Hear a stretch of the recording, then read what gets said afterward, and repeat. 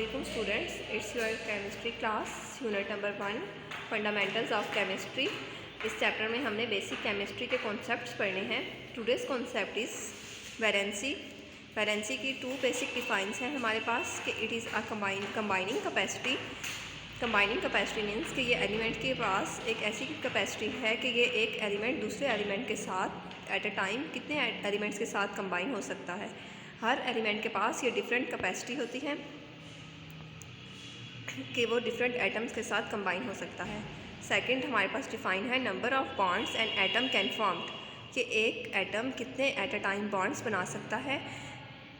तो ये हमारे पास जो है वो उसकी वैलेंसी होगी कि वो जितने बॉन्ड्स बना सकेगा उसकी उतनी ही वैलेंसी होगी। नेक्स्ट हमारे पास पॉइंट है डिपेंडेंस। डिपेंडेंस क्या है कि जो वैलेंसी है वो किस चीज़ पर डिपेंड करती है।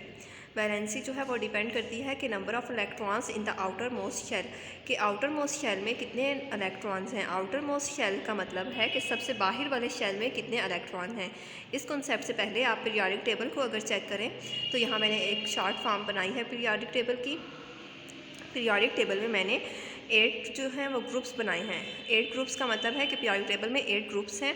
तो अब ये जो 8 ग्रुप्स हैं इसमें हमें जो है वो ये क्या पता चलता है कि जो फर्स्ट ग्रुप है इसके में जितने भी एटम्स प्रेजेंट हैं उन सब के आउटर मोस्ट शेल में एक ही इलेक्ट्रॉन होगा। जो नंबर ऑफ़ ग्रुप होता है उतने ही नंबर ऑफ़ एटम्स होते हैं। मींस कि अगर हमारे पास सेकंड ग्रुप है तो इसके आउटर मोस्ट शेल में 2 ही इलेक्ट्रॉन होंगे। अगर 3 है तो उसके आउटर मोस्ट शेल में 3 इलेक्ट्रॉन्स होंगे। इसी तरह से हमारे पास जो हमारे ग्रुप नंबर होता है आउटर मोस्ट शेल में उतने ही इलेक्ट्रॉन होते हैं। तो जितने number of electrons outer most shell में होते हैं उसकी वैलेंसी भी उतनी ही होती है।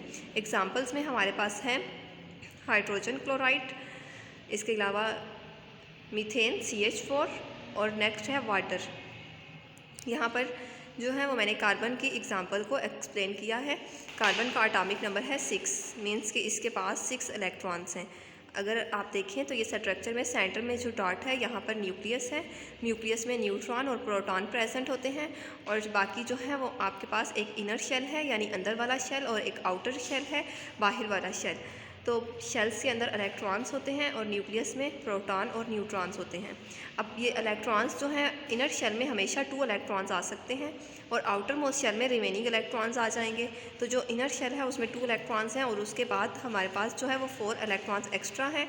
वो 4 इलेक्ट्रॉन्स आउटर मोस्ट शेल में चले जाएंगे। अब आउटर मोस्ट शेल में 4 इलेक्ट्रॉन्स हैं तो मीन्स कि कार्बन की वैलेंसी जो है वो 4 होगी। अब कार्बन की वैलेंसी 4 है, इसी वजह से कार्बन जो है वो 4 बॉन्ड बनाता है। आप इसके बॉन्ड्स हाइड्रोजन के साथ भी बना सकते हैं, क्लोरीन फ्लोरीन किसी चीज़ के साथ भी आप इसके बॉन्ड्स बना सकते हैं।